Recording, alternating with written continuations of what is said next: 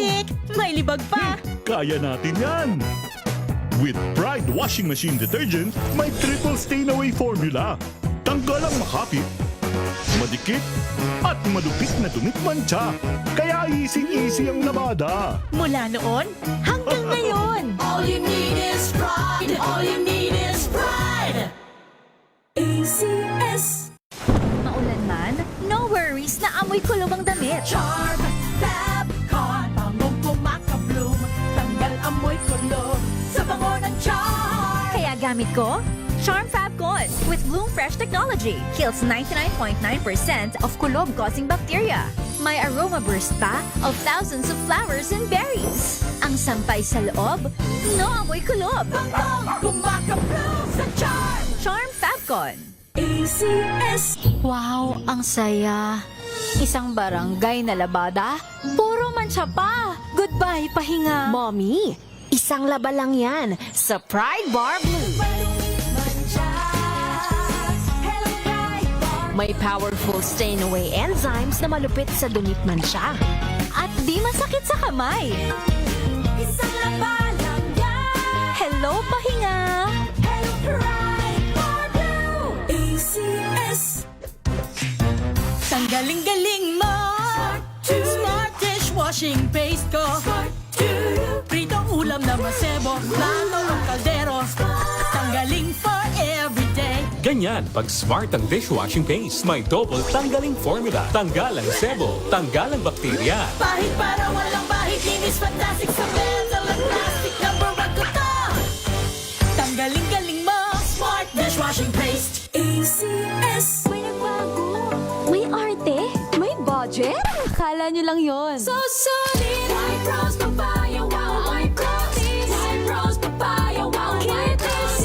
White rose papaya. May glow up with white rose papaya. White Rose Papaya. May puti power times 2 kasi may papaya at niacinamide. May shea butter and tea tree oil pa. Kutis sulit ang glow up. Glow up with white rose papaya. White Rose Papaya. Kutis sulit ang glow up. ACS. Galalala Fabcon. Galalala Fabcon. Ang bango ng sampayan. Tara na magsayawan. Calafabcon, amoy nakaka-joyful. Sa lahat ng bagay, simula pa lang, siguraduhing max protection na. Kasi pag kulang ang proteksyon, baka madaling masira.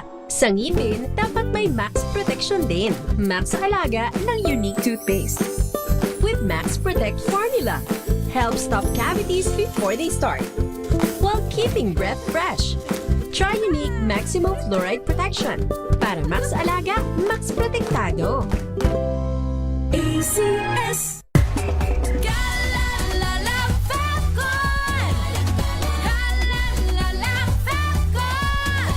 Ang bango ng sampayan. Tara na magsayawan. Calafabcon, amoy nakaka-joyful. Hola a todos! Saludos de Madrid, España. Ako nga pala si Hilal Baracin, 45 years old, isang negosyante at ito ang aking kwentong MX3. Iba yung trabaho namin as overseas Filipino workers dito sa Europa. Doon pumapasok yung benefits ng paggamit ng MX3. Ang MX3 capsule na to ay gawang Pilipino, nakaka-proud. Mabibili nyo to dito sa Madrid. Arriba MX3! Dito ako bilib! Mahalagang paalala, ang MX3 capsule ay hindi gamot at hindi dapat gamiting panggamot sa anumang uri ng sakit. Galalala Fabcon. Galalala Fabcon. Ang bango ng sampayan. Tara na magsayawan. Calafabcon, amoy nakaka-joyful.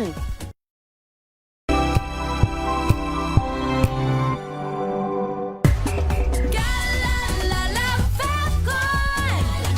Galalala Fabcon. Ang bango ng sampayan. Tara na magsayawan. Calafabcon, amoy nakaka-joyful. Sa puso ng kalikasan, natatangi ang prutas ng mangosteen. Ito ay nagtataglay ng antioxidant compounds na alpha, beta at gamma mangosteen. Ang MX3 capsule ay isang food supplement na gawa sa natural na mangosteen. Ito ay tested and proven to help avoid knee joint pain discomfort para iwas-iwas sa sakit with long-term supplementation 2 capsules daily. MX3 capsule, tunay, natural at original. Mahalagang paalala, ang MX3 capsule ay hindi gamot at hindi dapat gamiting panggamot sa anumang uri ng sakit. Galalala Fapcon! Galalala Fapcon! Ang bango ng sampayan, tara na magsayawan! Kalafabcon, amoy nakaka-joyful!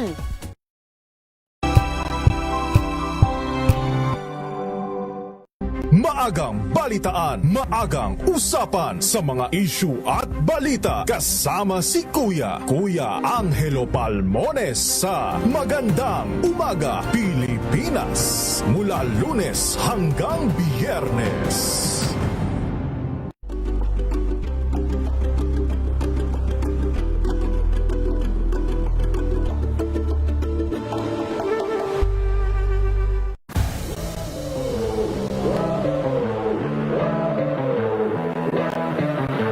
Honestly, sakit. Sakit talaga kasi, we had the twice to beat and we unfortunately lost in the quarters. So, medyo we have like a chip on our shoulder. Okay, what are you surprised most about PBA? At how much love the fans have for this league. It's different, the day I found out that I'm going to have a baby, my mindset changed from me to them.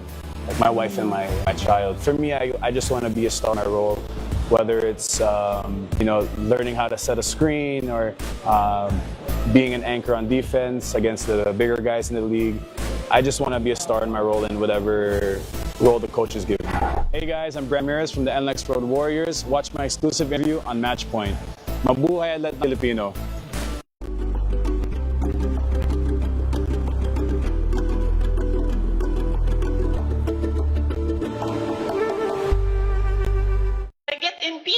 That is my end. Tumutok sa pinaka-importanteng paglilitis ng impeachment court ngayong taon. The impeachment trial of Vice President Sara Duterte at DZRH Special Coverage.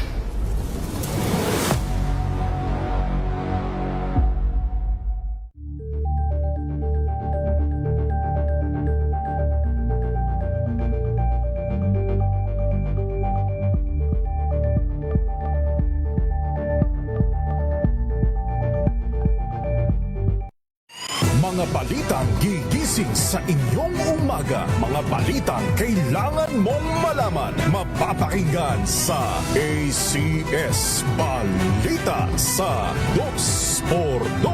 Kasama sina Anthony Taberna at Jerry Baha. Lunes hanggang Biyernes.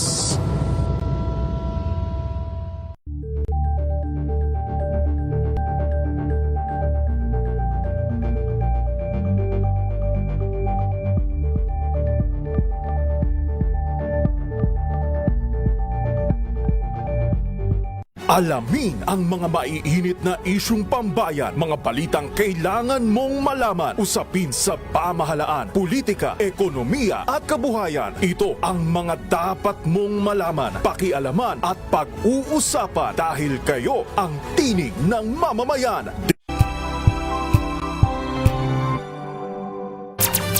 Pilipinas ang oras, alas 4:11 ng hapon. Uy! Nakapag-break ka na ba? Nakapag-relax ka na ba? Saan ka man nagtatrabaho, mapa-opisina man o work from home o mula mismo sa pwesto, sasabayan namin ang break time mo. Sasabayan namin ng mga balita at komentaryo, mga panayam ng mga taong viral ngayon. DZRH Break Time!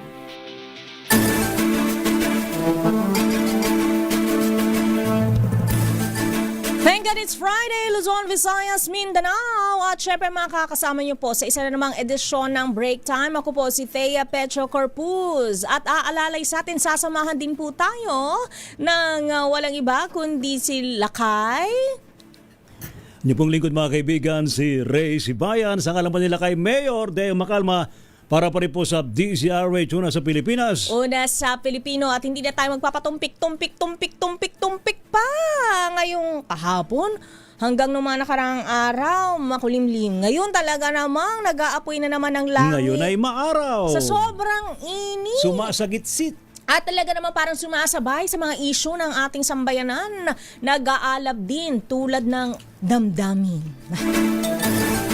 Ngayon ay atres sa buwan ng Hulyo at narito na ang headlines ng ating mga balita. VP Sara Duterte pinahaharap ng Senate Impeachment Court sa paglilitis sa Lunes. Samantala, defense team ni VP Sara Duterte abay kumpiyansa raw pong magiging patas ang mga senator judge impeachment trial. Pulisya sa Metro Manila balik full alert status. Sa Lunes, 6,000 pulis ikakalat sa paligid ng Senado. Senador Dante Marcoleta, 3 iba pa kinasuhan po ng plunder na iraffle na sa Sandigan Bayan. Anti-drug war policy ng pamahalaan pinadedeklarang iligal at labag sa saligang batas. Relasyon ng Pilipinas at Canada umangat sa antas bilang strategic partnership ayon kay Pangulong BBM. Upper middle income status ng Pilipinas waibek sa kalagayan ng manggagawang Pilipino. Presyo ng diesel at kerosene nakaambang tumaas ng hanggang 3 pesos sa bawat litro. Gasolina posibleng may dagdag bawas. Samantala, nag-viral na kaskaserong jeepney driver. Ito yung patok Oh, patok ang tawag dito. Yung biyaheng Rizal Marikina. Na-experience kong makasakay sa patok. Oo, kapag hindi nakasya yung mga pasahero, bibiglang preno nila para magkasya ang dalawa pa. Ayan, nag-viral na kaskaserong jeepney driver na nahulugan. Ito, nakakatakot ng pasahero. Sinuspinde ng 30 araw. Buti nahagilap agad tong tsuper na ito. Super Typhoon posibleng pumasok po sa Philippine Area of Responsibility o PAR sa susunod na linggo ayon po sa Pag-asa. Yan po ang ating mga headlines. Narito na ang detalye ng ating mga balita. RH Break Time! Pinadadalo ng Senate Impeachment Court si Vice President Sara Duterte para sa pag-uumpisa ng paglilitis sa araw ng Lunes. Ang hakbang ay alinsunod sa Rule No. 7 ng Rules of Procedure ng Impeachment Trials at batay sa writ of summons na unang ipinadala sa Vice Presidente noong Mayo 19.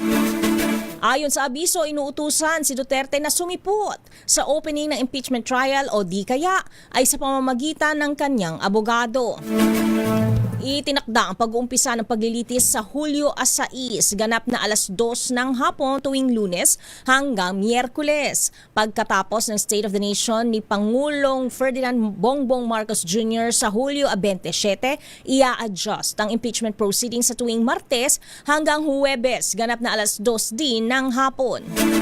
Si Vice President Sara ay nahaharap sa reklamong paglabag sa saligang batas, pagtataksil sa tiwala ng publiko, graft and corruption, bribery at iba pang uri ng impeachable offense.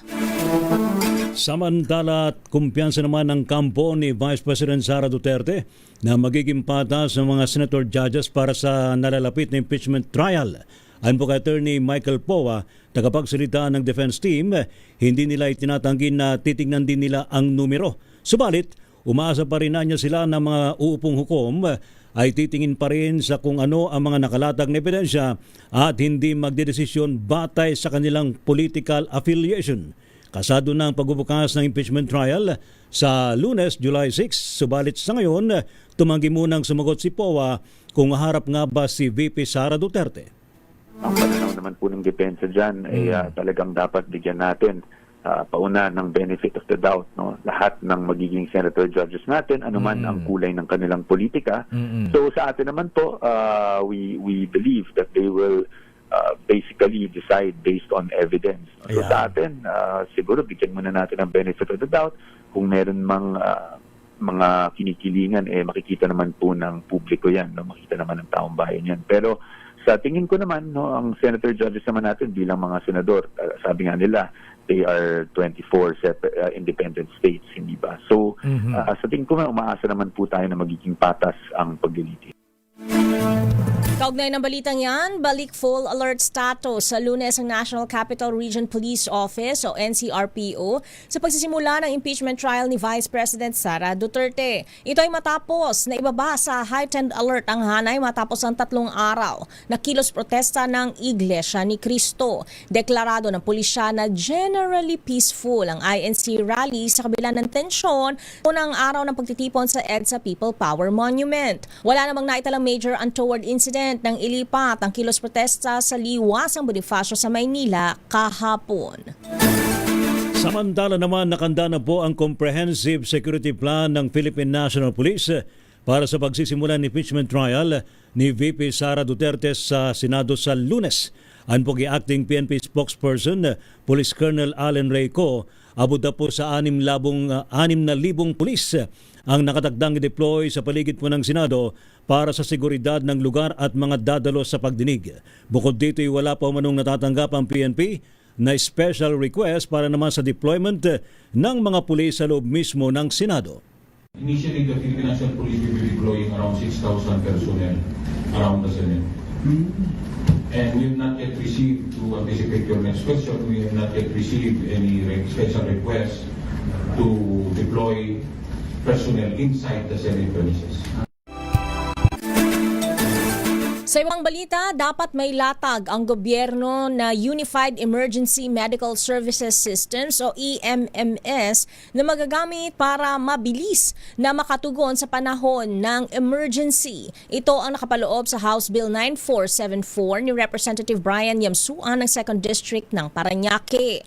Sa bill, ma-institutionalize ng EMSS sa pamamagitan ng paglalatag ng malinaw na national standards para sa emergency protocols and operations at patuloy na pagsasanay sa mga medical first responders. Ayon kay Yamsuan, bawat buhay ay mahalaga at sa anumang krisis dapat pantay-pantay ang paghahatid ng emergency services sa mga nangangailangan, anuman ang estado sa buhay.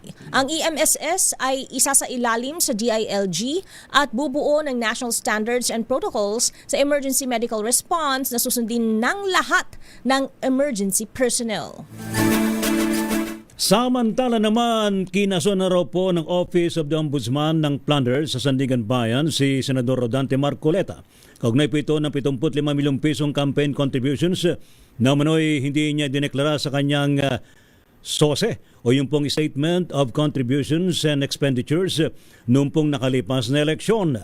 Kasabay din pong kinasuhan ng plunder, indirect bribery at paglabag sa batas na nagbabawal sa mga opisyal ng gobyerno na tumanggap ng regalo ang mga money campaign donors na sina dating Congressman Mike Defensor at mga negosyanteng sina Joseph Varias Espiritu at Aristotel Baluyot Viray.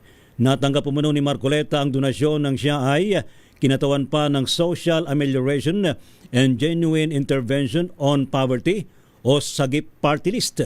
Una pong nagpalabas naman ng Sandigan Bayan ng precautionary hold departure order laban kina Marcoleta sa 3 kapwa-akusado habang isinasagawa ang paunang investigasyon. Kaugnay ng balitang yan na i-raffle na sa Sandigan Bayan ang kasong plunder at iba pang kaugnay ng kaso laban kay Senator Rodante Marcoleta. Kaugnay ito ng umano'y pagtanggap at hindi pagdeklara ni Marcoleta ng 75 million pesos na campaign donations noong halalan 2025. Napunta sa 3rd Division ang main plunder case na non-bailable, habang napunta naman sa 4th Division ang kaso ni dating Congressman Mike Defensor, sa 6th Division ang kay Joseph Espiritu at sa 1st Division ang kay Aristotel Viray. Ipinagbabawal sa Presidential Decree No. 46 ang pagtanggap ng regalo ng may mga opisyal at kawani ng pamahalaan at pagbibigay ng mga pribadong individual sa anumang okasyon kabilang ang Pasko. Higinit naman ng Ombudsman na may matibay na ebidensya sa likod ng iniharap na plunder case laban kay Senador Rodante Marcoleta, dating Congressman Mike Defensor at 2 iba pa sa Sandigan Bayan. Ayon po sa Ombudsman, ang kaso may kinalaman nga po sa inamin na pagtanggap daw po ni Marcoleta ng 75 million pesos na cash donations na hindi nakadeclare sa kanyang SALN at sa kanyang campaign finance reports. Binigyan din ng anti-graft body na hindi makatwira ng rason na utang na loob para sa pagtanggap at hindi deklarado naman ni Marcoleta ang naturang donasyon sa kanya. Ang naturang kaso ay mariresolba sa korte kung saan itinuturing na inosente si Marcoleta hanggat hindi napatutunayan ang kanyang kasalanan. Sa iba pang balita, opisyal ng inanunsyo ni na Pangulong Ferdinand Marcos Jr. at Prime Minister Mark Carney ang pag-angat ng relasyon ng Pilipinas at Canada sa isang strategic partnership. Kasunod ito ng matagumpay na bilateral meeting na idinaos ng dalawang pinuno sa Vancouver, Canada. Ayon kay Pangulong Marcos, inatasan na nila ang mga foreign minister ng dalawang bansa na bumuo ng isang plan of action para sa mga napagkasundoang kooperasyon. Sa panig naman ni Prime Minister Carney, binigyang diin nito na magiging malaking bahagi ang pagpapalakas ng kalakalan o trade sa mas malalim na relasyon ng Pilipinas at Canada. Layon ng pinalawak na ugnayang ito na paigtingin ang pagtutulungan ng dalawang bansa sa harap ng mga nagbabagong hamon at sitwasyon sa pandaigdigang komunidad. Narito ang bahagi ng pahayag ng Pangulo. We welcome the signing of the Status of Visiting Forces Agreement in November 2025 in Manila, the signing of the Mutual Logistics Support Arrangement, and the Statement of Intent on Strengthening Defense Cooperation between the Philippines and Canada just 2 weeks ago in Ottawa. A strategic partnership is defined not just by deep and close relations, but also by the reliability of that partnership. Nasa Canada pa rin si Pangulong Marcos hanggang Hulyo 4 para sa kanyang 4-day official visit. Aba, ano din siya ng July 4 doon? 4th of July. So 4th of July, di ba? Oo, holiday sa US. Yes, diba? sa Amerika. The 4th of July. The 4th of July. Di ba dati inaano rin natin Actually, yan? sa atin meron din natin. Celebrate din natin yan before. Ang alam ko dati, Philippine-American Friendship Day. Oo, pero ngayon hindi na, no? Hindi na siya red sa calendar. Awana. Blow dya kalendaryaw. Awana. Regular day. Pero hindi pa rin daw ramdam. Hindi pa rin ramdam ng mga magagawang Pilipino na upper middle income economy na ang Pilipinas dahil sa kapos pa rin ang sweldo ni Juan de la Cruz. Ayon po ito kay Akbayan Party List Congressman Percy Sendanya na iginiit ang kahalagaan ng pagsuporta ng Marcos Jr. administration sa isinusulong na legislated wage hike sa Kamara para sa pantay-pantay. Walang labis, walang kulang, pantay-pantay na aumento sa sweldo sa buong bansa. Dapat na niya i-certify as urgent bill ni Pangulong Ferdinand Marcos Jr. ang nationwide 200 pesos na minimum wage hike kung saan isasasenda niya sa main author ng House Bill number 766. Dagdag pa ni Sendanya, dapat na kunin na pagkakataon ng gobyerno ang reclassification ng World Bank para maramdaman ng mga manggagawa ang pag-unlad umano ng ekonomiya ng Pilipinas at huwag niyang gamiting excuse ang 85 pesos wage hike sa National Capital Region para isang tabi naman ng panukalang legislated minimum wage hike dahil lubhang kapos pa ito. Kapos. Kapos palad pa rin. At ito na, dadagdagan pa natin ang pagkakapos ng ating mga kababayan. Ano ba naman yan? Dahil nakaamba po ang taas presyo sa diesel at kerosene sa susunod na linggo. Ayon sa DOE Oil Industry Management Bureau, posibleng tumaas ng piso hanggang 3 pesos. Oh, 'di ba? Pagkatapos ng mga big time rollback, ito na naman unti-unti na namang inaangat Gumagapang na naman. Oo, 3 piso kada litro ang parehong diesel at kerosene. Maaari namang bumaba o kaya naman ay tumaas ng piso 50 ang kada litro ng gasolina. Maaari pa umanong bago ang mga numero depende sa resulta ng huling araw ng kalakalapandaigdigang merkado ngayong Biyernes. Ang gobyerno pa rin ang nagtatanda ng minimum price rollback at maximum increase sa petrolyo nang ibig sabihin kailangan itong sundin ng oil companies. Binanggit ng mga importante sa industriya ng bagamat kumalma ang presyo ng krudo, naman ang presyo ng diesel at iba pang middle distillates dahil sa senyales ng masikip na supply sa merkado. Very tight. Very tight. Very Masikip. tight. Sobrang Oo, sikip. konti lang. Ibig sabihin pagka very Parang tight. traffic lang sa EDSA, super sikip. Super sikip. So, hindi makadaloy ang diesel. Kaya, nagmamahal. Tumataas daw ang presyo. Talaga, miss. Bakit? Pag binanggit mong sumisikip. Pagka masyado masikip, hindi makakapasok ng maayos. 'Di ba? Ang supply ng ating diesel. Nakakalungkot kasi masisikip na naman. Oo nga naman. Ang sinturon ng ating mga kababayan. Mantakin mo, wala nang inihihigpit eh. Oo, tapos upper middle class daw, no? Ano yun? Averaging siguro. Oo. Kasi hindi pa ramdam ng karamihan eh. Sige, para lumawag-luwag naman, mag-commercial muna tayo. Ilan po munang paalala mula sa ating mga kaibigan Pilipinas. Ang oras, alas 4:28 ng hapon. Kayo nakatutok pa rin po sa programang Break Time. Ang oras na yan ay... Hello, Washi! Laundry day na naman! Yay! Anong meron? Mancha ng chocolate, putik, may libag pa! Kaya natin yan! With Pride Washing Machine Detergent, may triple stain-away formula. Tanggal ang makapit, madikit, at madupit na dumit-mancha. Kaya easy-easy ang labada. Mula noon hanggang ngayon! All you need is pride. All you need is pride. ACS. Maulan man, no worries na amoy kulog ang damit. Charm Fab Con. Bangong pumakabloom. Tanggal amoy kulog sa bango ng charm. Kaya gamit ko, Charm Fab Con with Bloom Fresh Technology. Kills 99.9% of kulob-causing bacteria. May aroma burst pa of thousands of flowers and berries. Ang sampay sa loob, no amoy kulob. Bangong pumakabloom sa charm. Charm Fab Con. ACS. Tinesting, sinuri, siniyasan. Ang resulta? Super effective ang Shield sa pagpatay ng bakterya at virus. Shield Antibacterial Soap. Believe ang mga eksperto sa Philippine Nurses Association. At si Mami. Tiwala ako sa Shield. Shield Antibacterial Soap. Napatunayang mabisa. Ang mga nurse, tiwala. ACS.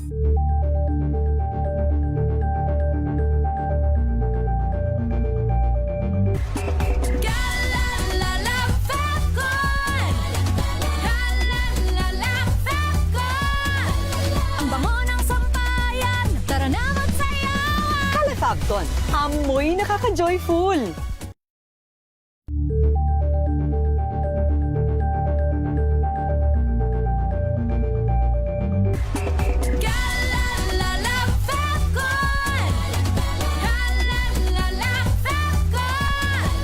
Ang bango ng sampayan. Tara na magsayawan. Fabcon, amoy nakaka-joyful!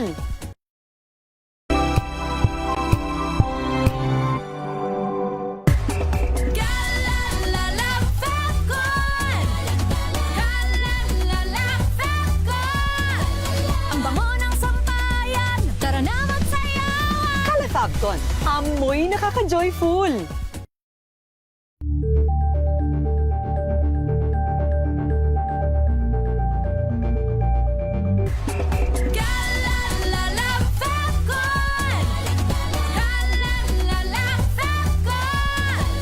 Ang bango ng sampayan. Tara na magsayawan. Fabcon, amoy nakaka-joyful!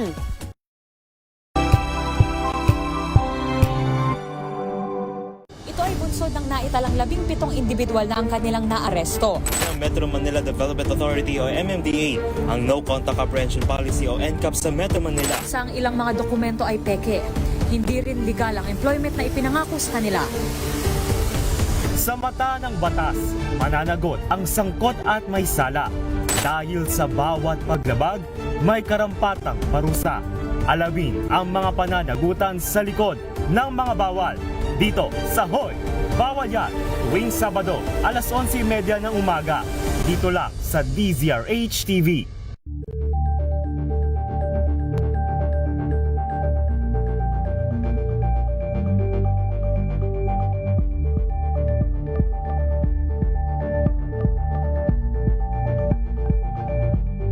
Tumunog na ang gandingan para sa kalikasan.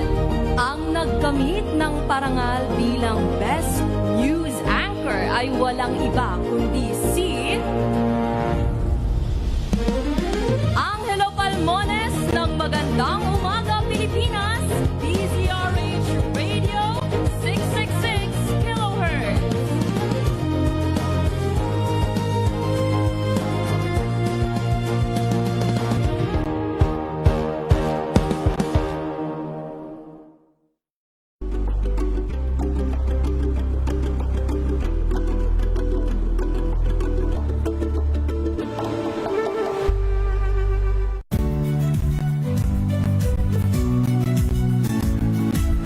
Magandang araw mga kaibigan.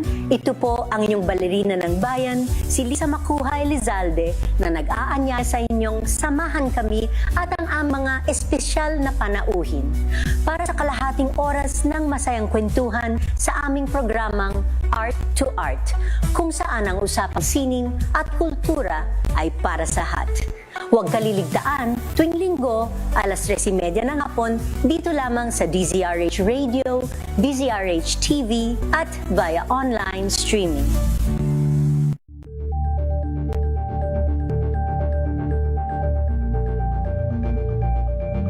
We've got you covered. From the hottest hits, exclusive interviews, kilig to the bones fan meet experience, and hataw performances of your favorite stars. Saturdays, 12 noon, dito lang sa DZRH TV.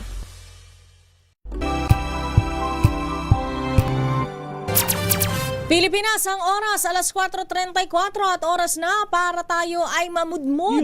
Alam mo naman. Mamudmud talaga.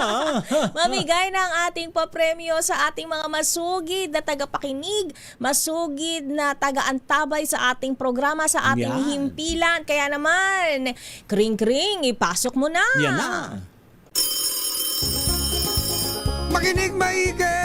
Ito na ang chance mo na manalo ng instant 500 pesos kapag darinig mo na ang mahiwagang kring-kring. Tignan mo na ang iyong cellphone, baka ikaw na ang susunod naming winner sa kring-kring panalo malakas sa telepono. Paano sumali? Bisitahin ang Facebook page ng DZRH, fill up pa ng Google Sheet na nakapin sa DZRH FB page at hintayin ang aming tawag sa telepono. Kring-kring na!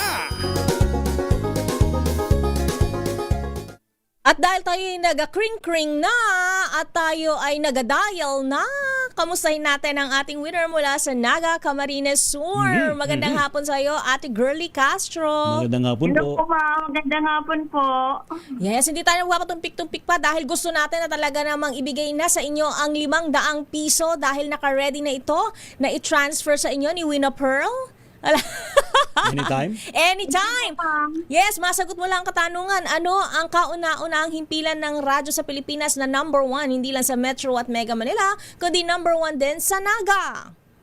DZRH po. Ang bilis. Maraming sa loud and clear. Loud and Gusto clear. ko yung mga ganyang Crystal kausap. clear, Yes, very clear ang kanyang kasagutan. Wow. Kaya clear na clear, Miss Girly Castro, na ikaw na ang panalo ngayong araw na ito. Huwag mo muna ibababa ang linya ng telepono para nga naman clear na clear din ang instructions na may bibigay sa iyo ni Wina Pearl. Maraming salamat, Miss Girly. Pilipinas, pagpapatuloy pa natin ang bibigay na iba pang detalye ng ating mga nagbabagang balita. Standby, Miss Leth Narciso, Pilipinas at Canada, lumagda na sa kasunduan sa turismo, kultura at labor and migration. Dadami ba ang ang tawag dito magma-migrate ng mga Filipinos to Canada? Parang musika yung kasunduan sa turismo At ito impeachment trial kay Vice President Sara Duterte malalagay sa alanganin kung walang desisyon ang Korte Suprema sa bilang ng majority. Ayon yan kay Senator Alan Peter Cayetano. Aalamin pa natin iba pang detalye ng ating mga nagbabagang balita. Standby Raymond Dagpaas, standby man ang Milky Riganan, standby Noche, si Pilipinas. Balikan pa natin yan si Edniel Parosa, standby din. Alas 4:36 ng hapon na po. I have sipon.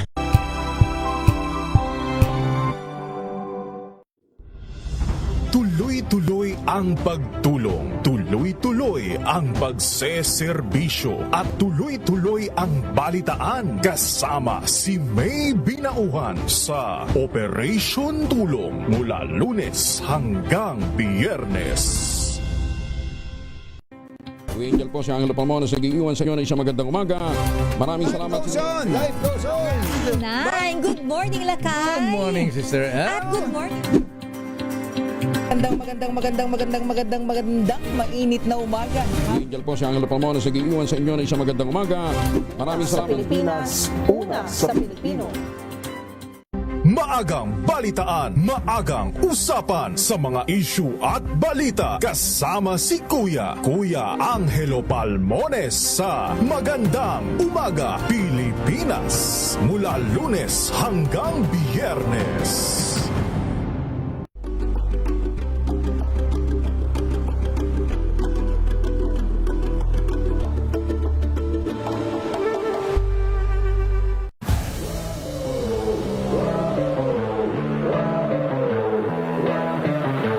Honestly, sakit.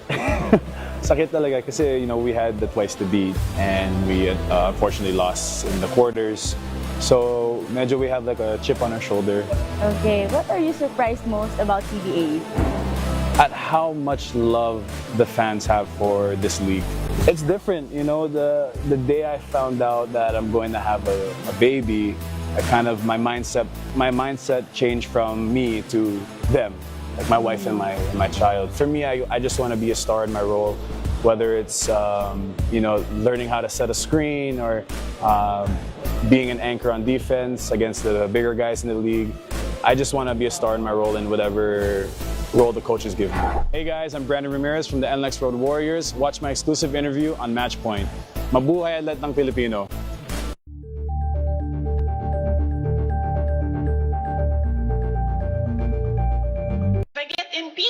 Then that is my end. Tumutok sa pinaka-importanteng paglilitis ng impeachment court ngayong taon. The impeachment trial of Vice President Sara Duterte. At DZRH Special Coverage.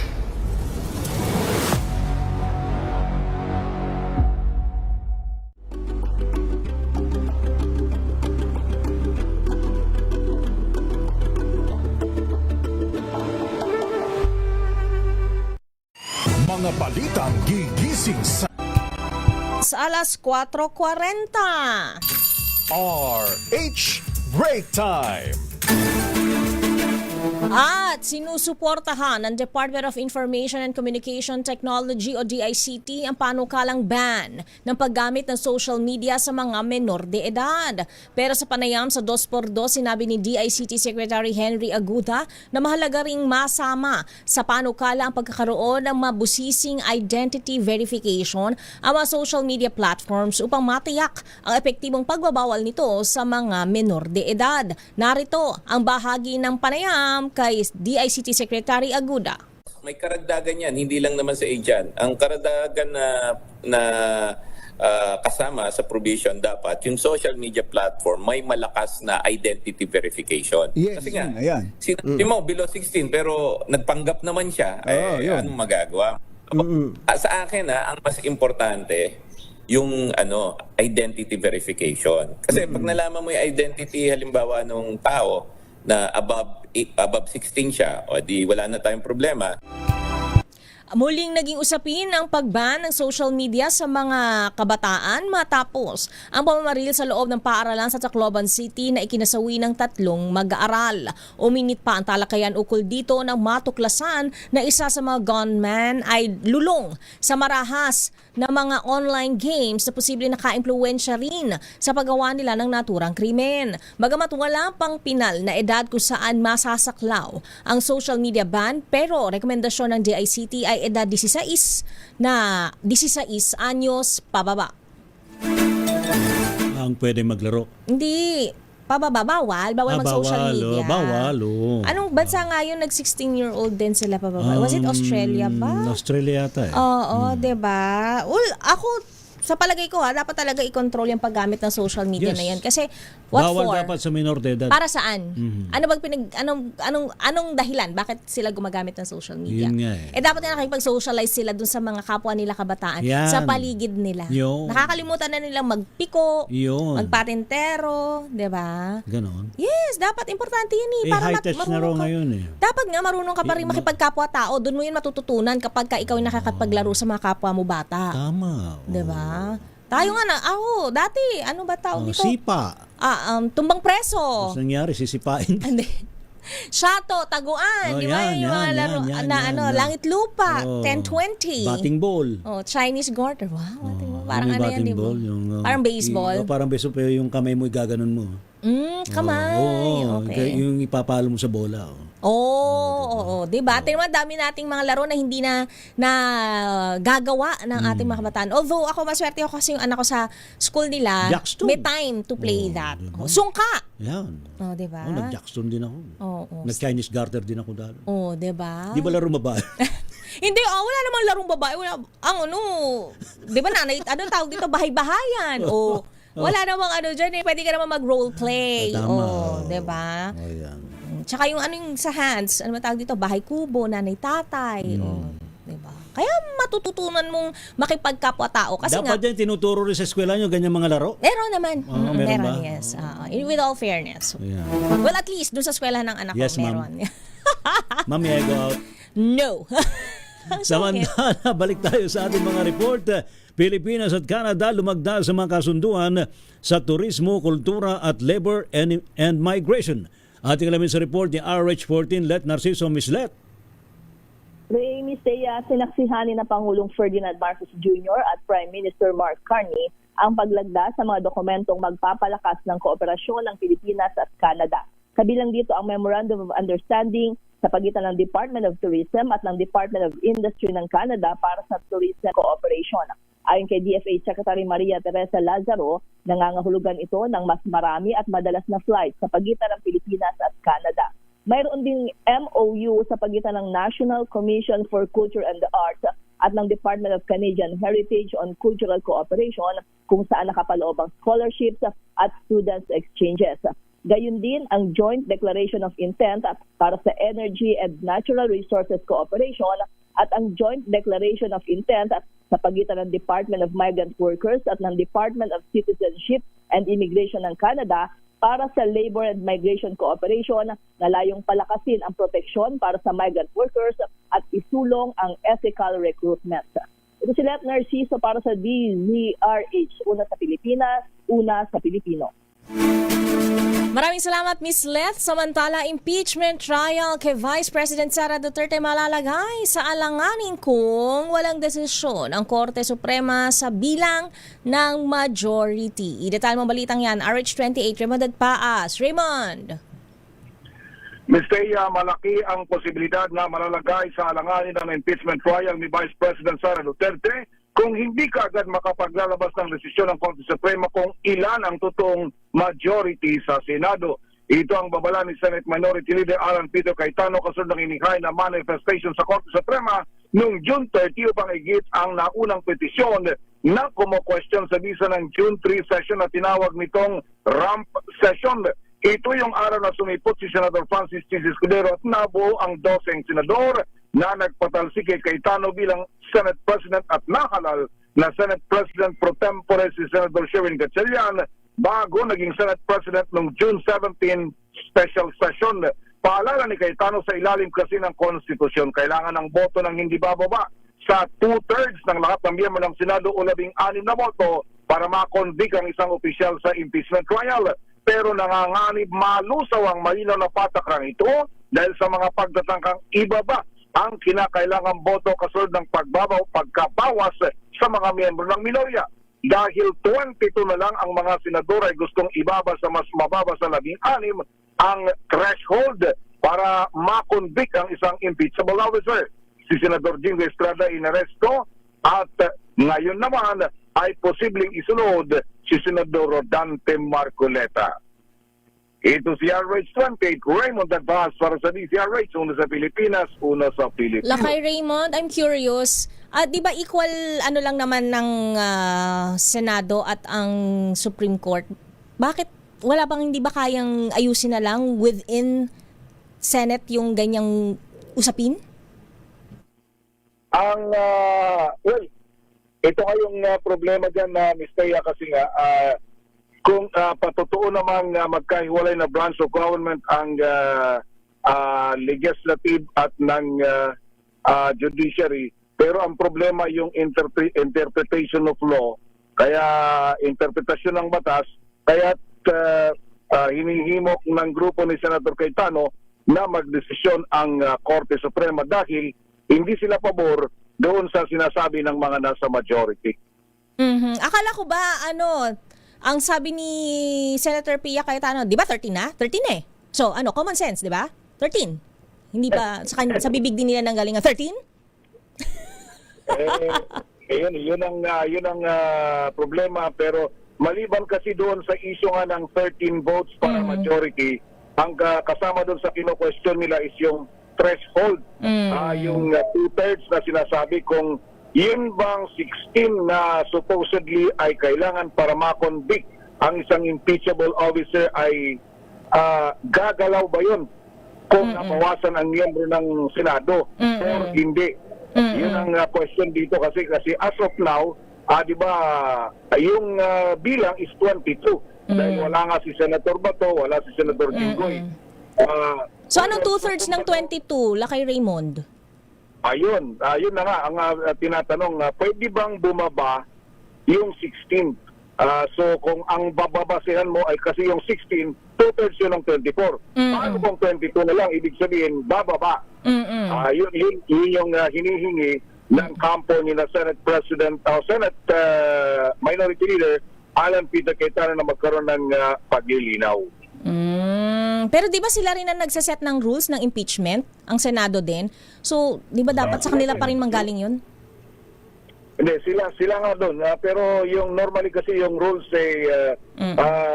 kung ano lang yung proseso na gagawin. Pero ito yung mga constitutional bilang-bilang provisions na kasi ito. Nasa batas na ito. At kaya lang yun na nga. Siyempre, depende. Kaya may mga abogado dyan. Depende kung kanino kampi. Kung kaninong interpretation ang masusunod. Kanya-kanya interpretasyon. May kanya-kanyang interpretasyon. Dito yung nagkakaproblema dito sa issue nito. At nalalapit na nga yung hearing na magsisimula na sa Lunes. So kailan ang final decision na inaantay ni Senator Alan Peter Cayetano? Ang problema dyan, Ms. Thea, is wala namang pwedeng mag-utos sa Korte Suprema. Ilalabas lang nito ang decision hanggat sa gugustuhin nila. So wala ring control over ang Senate sa Supreme Court? Wala. Ayun, hanggat hindi sila hindi nila isinasalang ito sa deliberation o debate, ay wala pang lalabas na decision. Pero kailangan pa rin mag-convene para sa ang impeachment court sa Lunes. Tuloy yung impeachment. Walang problema doon. Wala makapipigil. Alright, maraming salamat, Lakay Raymond. Ito si RH28, Raymond Advance para sa DCRH, una sa Pilipinas, una sa Pilipino. Thank you, Lakay Raymond Advance. Samantala, pagtalakay daw po sa Article 4 o grave threats, bubungad daw po sa unang araw na impeachment trial laban kay VP Sara Duterte. Balita mo nga yan, RH12, Milky Rigunan. Milky. Ray Atea, Article 4 o grave threats ang bungad na ipipresenta ng House Prosecution Team sa unang araw ng impeachment trial ni Vice President Sara Duterte sa Lunes, July 6. Ayon kay House Prosecution Spokesman Sia Alonto Adjong, ang 4 articles of impeachment ay suportado ng pinakamalalakas na ebidensya. Pero ang grave threat sa ilalim ng Article 4 ang pinakamadaling intindihin ng taong bayan dahil sa ating kulturaan niya hindi naman tinotolerate ang pagbabanta. Lalo na ang banta ay mula mismo sa ikalawang pinakamataas na opisyal ng bansa. Sa mga social media, paulit-ulit na mapapanood pa rin ang pagmumura at pagbabanta ni VP Sara sa buhay ni na Pangulong Bongbong Marcos, First Lady Lisa Marcos Marcos at dating House Speaker Martin Romualdez. Sabi ni Adjong ang inasal ng VP Sara ay hindi daw dapat ginagawa ng ikalawang pinakamataas na opisyal ng gobyerno dahil kasama ito sa sinumpaan sa ating saligang batas. Samantala, natanggap na ng Kamara ang abiso mula sa Senate Impeachment Court na nagkukumpirmang handang-handa na silang simulan ang impeachment trial simula sa Lunes. Ang liham ay pirmado ni Attorney Renato Bantog Jr., ang Clerk of Court ng Senate Impeachment Court.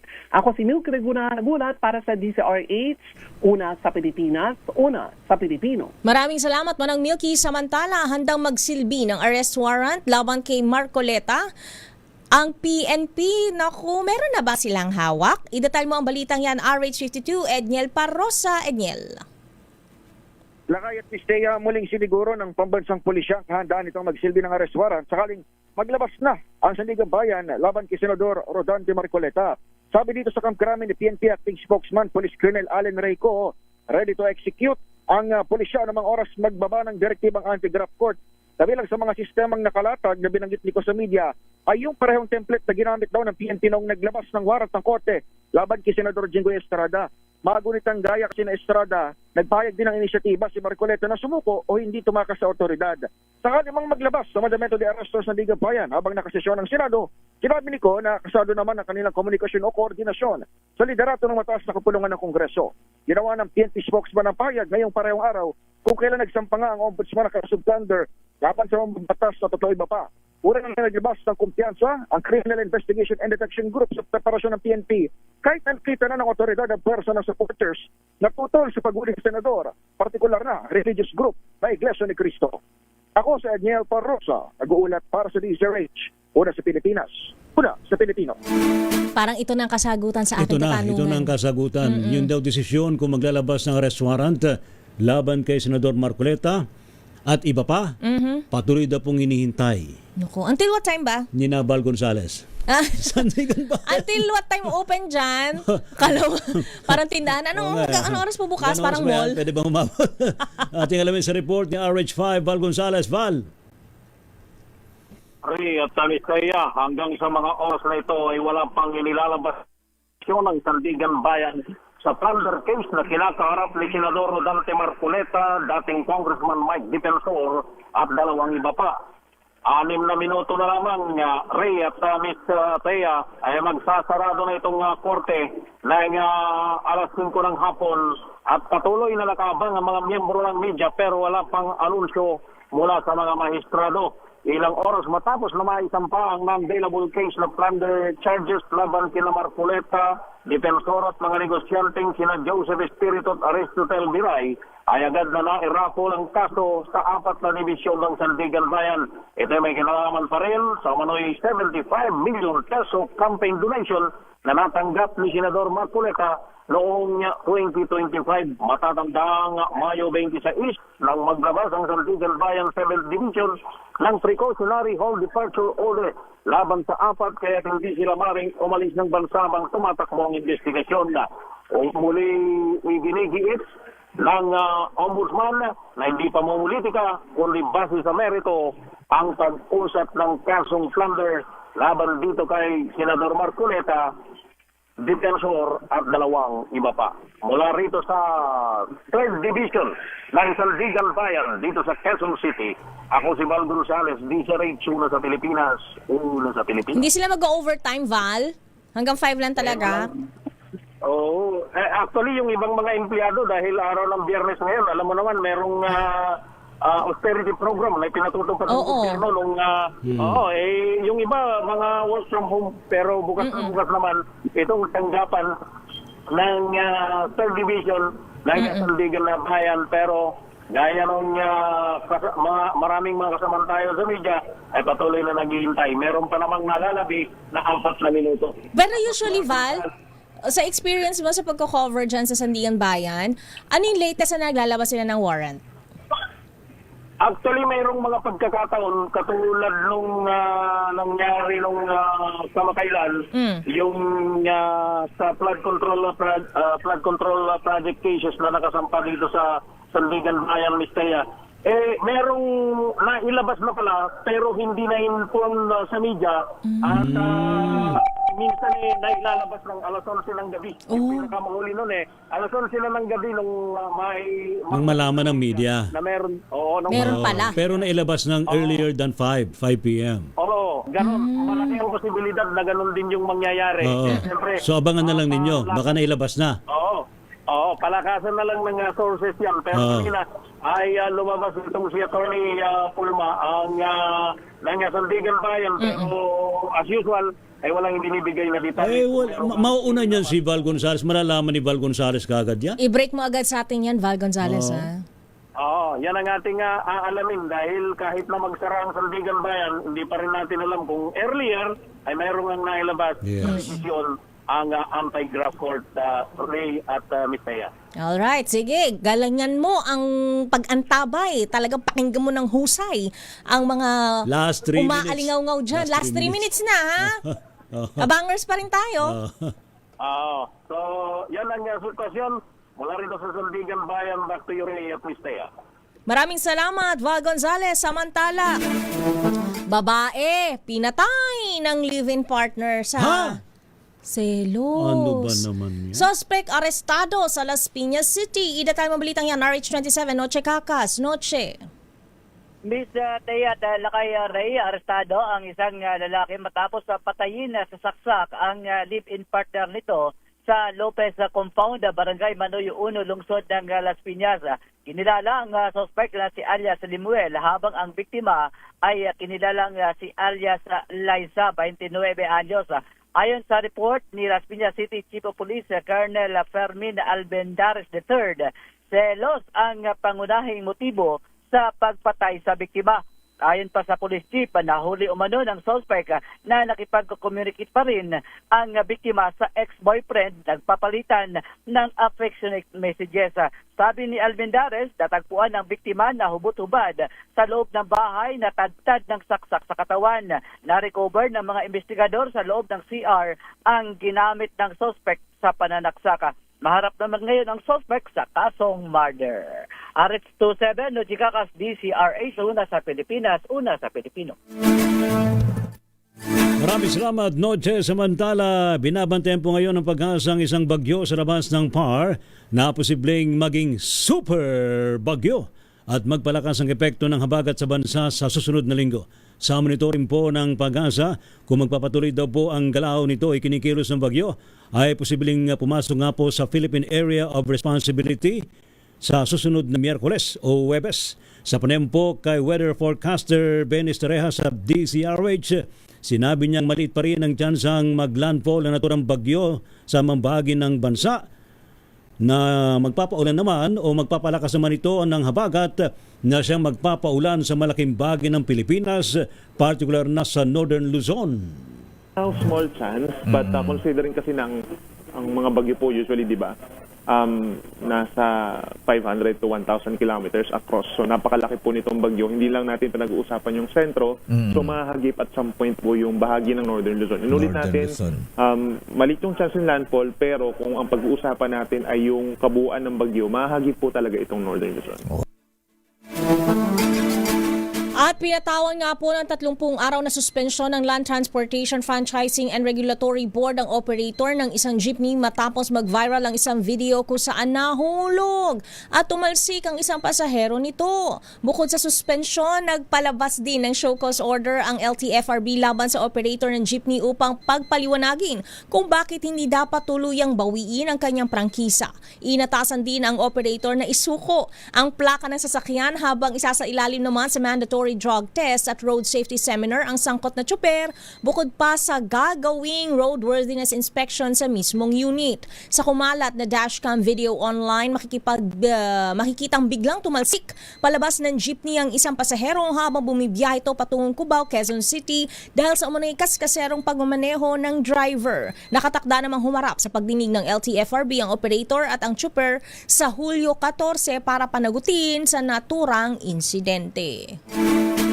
Samantala sa ating pong break time global news, 8 Buddhist monks abay patay matapos na pong araruhin ng isang pick-up truck sa Thailand.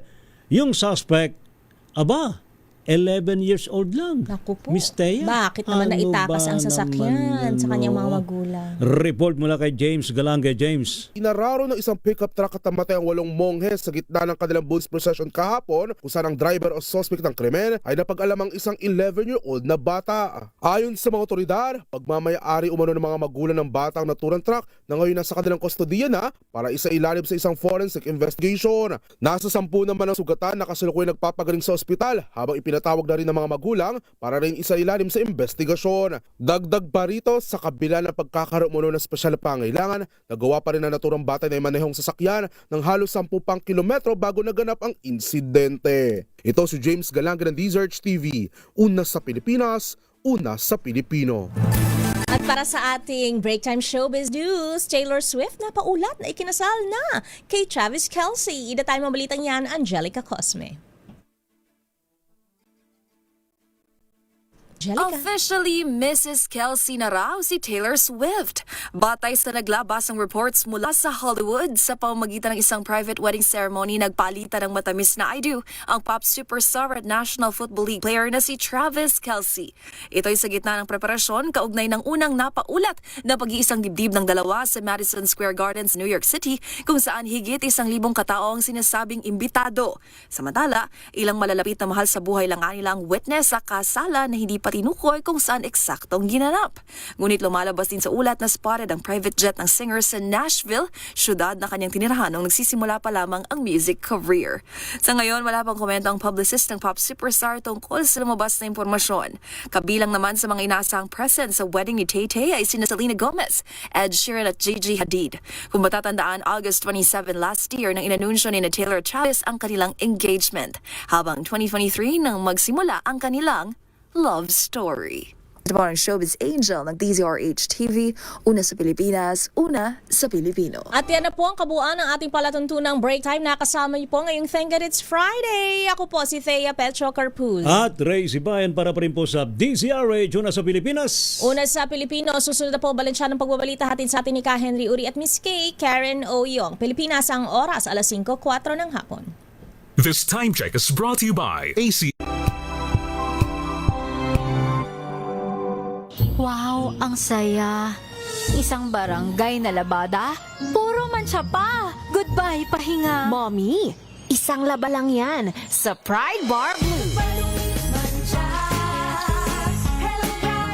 May powerful stain-away enzymes na malupit sa dungit mancha. At di masakit sa kamay. Isang laba lang yan. Hello, pahinga. Hello, Pride Bar Blue. ACS. Galing-galing mo. Smart dishwashing paste ko. Pritong ulam na masebo, plato o kaldero. Tanggaling for everyday. Ganyan pag smart ang dishwashing paste. May double tanggaling formula. Tanggal ang sebo, tanggal ang bakterya. Pahit para walang bahid, linis fantastic sa metal at plastic. Number 1 ko to. Tanggaling-galing mo. Smart dishwashing paste. ACS. May nagbago. May arte. May budget.